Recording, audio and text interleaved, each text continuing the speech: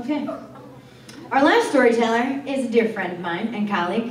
She shares, not shares, she's in the office next to me, but we kind of share space because we're in it a lot. She just really comes in and I don't pay attention to her, but then whenever I need her, I expect 100%. 100%. Jams, I need that, and that. Give me your lunch, and I'm going. And she does all those things because she's very nice.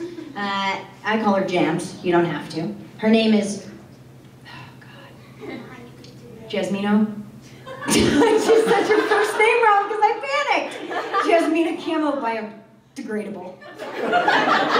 Biogradlia. She got married and this made me panic every time I had to introduce her because it's biogradlia, but it sounds like biodegradable. And then every time she'd be like, that's not it. She's from Bosnia. I know how to say Bosnia. Her favorite possession is Burt's Bees and chapstick. Isn't Burt's Bees chapstick? Yum. Do you like chapstick other than Burt's Bees? No? No. You like Burt's Bees chapstick? Yes. Let me just make a note there. Okay. Her favorite possession is Burt's Bees chapstick. Please give it up for my friend, fellow staff member, Jasmina from Biodegradable. I don't know how to adjust this for my height, so I'm just gonna... So my story is going to require a tiny bit of knowledge of geography, because that's how I roll. Woo! Sorry about it. So in 1998, I was 14 years old. Don't do the math to try to figure out how old I am right now. 28, I think. And we had my parents and I had been living in the United States for 3 years. We moved from Bosnia. And for those of you who know anything about immigration in the United States, it's after you've been here for a year, you have a green card, and then you have to wait a couple more years to get your citizenship and your US passport. So in 1998, we've been living here for 3 years, and my parents decided that it was time for me to go back to Bosnia, and fortunately not get married just yet, because we're not that backwards. But they wanted me to hang out with my grandparents and see the country and do my thing. And so I went back there alone. And I had a great time. I was hanging out with my friends. I was spending time with family. I got to enjoy nightlife in a country that has no minimum drinking age. So that was glorious.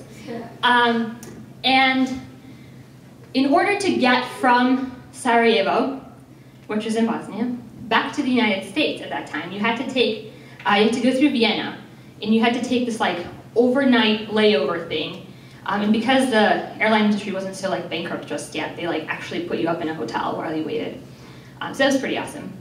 So I was on my way back home here, enjoying my hotel room, especially enjoying my complimentary breakfast in the morning. And I got to the airport, went up to the check-in counter and handed the lady all of my miscellaneous items, including my passport and my green card and my plane ticket.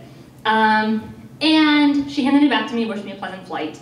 So I walked over to security, and as I was shuffling through my documents, I realized that my green card was missing.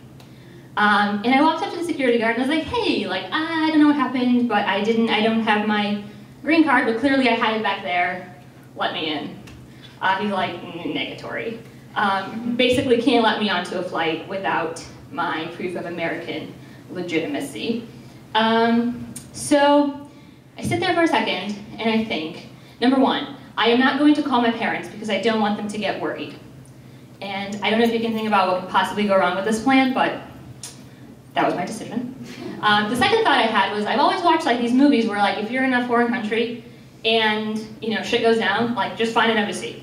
So my grand plan was just find an embassy.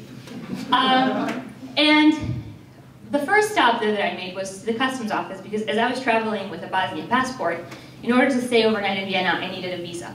And my visa expired at the end of that day. So I was like, well, let me not be illegal in 2 countries. Let me just go get my visa extended. And I walk into the customs office, and the guy's like, oh, well, how much money do you have? And I answer him. I'm like, $350. Now, get this. I had $50 in my pocket, but because we're foreign, my grandmother had sewn the $300 into my pants pocket because she didn't want it to get stolen. So as I'm telling him this, I'm like, I hope he doesn't ask me for all $350 because I'm going to have to take these pants off, figure out how to like cut into my pocket to get this money out.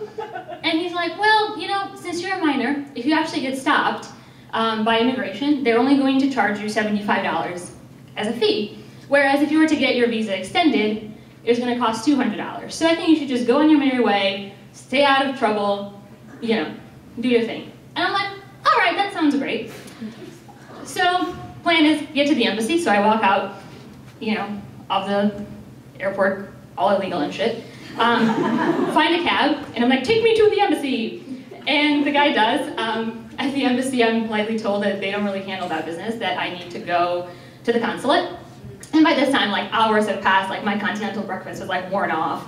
I'm exhausted and tired and hungry. And so I get into the next cab, ask the guy to take me to the consulate. But I'm like, can you please just take me to McDonald's first? Like, I gotta get a burger. And so he does, and he was very nice. I don't really even remember, like, what language we were speaking, because I'm pretty sure he was Egyptian, like, spoke no English, I spoke no German. All I could say is, like, I need a slice of bread with butter, take me to McDonald's. But he did, and I got to the consulate. The guy looked me up in the official looked me up in some official secret database, found out that I do indeed exist and have a social security number, you know, wrote up a nice little document saying that I could go back to the United States, and then asked me what happened. And I told him, you know, I just don't know what happened to my green card. And he's like, you know, Vienna's like very well known as a place where like documents get stolen all the time. And so since then, I've been trying to tell, like every time I tell the story, I sort of pretend that like, you know, my green card was swiped by like an international crime syndicate, right? Like, and then like born supremacy nonsense. And so he gives me all my paperwork, and I get back to the hotel where I stayed the previous night to check in again. And the clerk sort of like just asks me for my name, and I tell him, and then he just looks at me like in complete horror. And he's just like, your parents? Police, like the state senator's office, have been calling this hotel like every hour on the hour to try to figure out if you've made it back here, because they think you've been kidnapped. Because remember how I didn't call my parents? Right, that was a smart choice. But apparently, so unbeknownst to me, as I was like enjoying my Big Mac, now to my surprise, there was like this whole entire international search party for looking for me. And so I am, apparently what happens when you're 14, traveling alone and don't get onto an airplane, the airline calls your parents. I know that. I just thought I was like saving them from getting up in the middle of the night worrying about me. So as I'm like walking up to my hotel room, I'm like, oh shit, this is just gonna be great. I call my parents, my dad picks up, I can hear my mom's like hysterical in the background, she's like losing it. And all I can think of like, shit, she's gonna be so pissed that I wasn't kidnapped.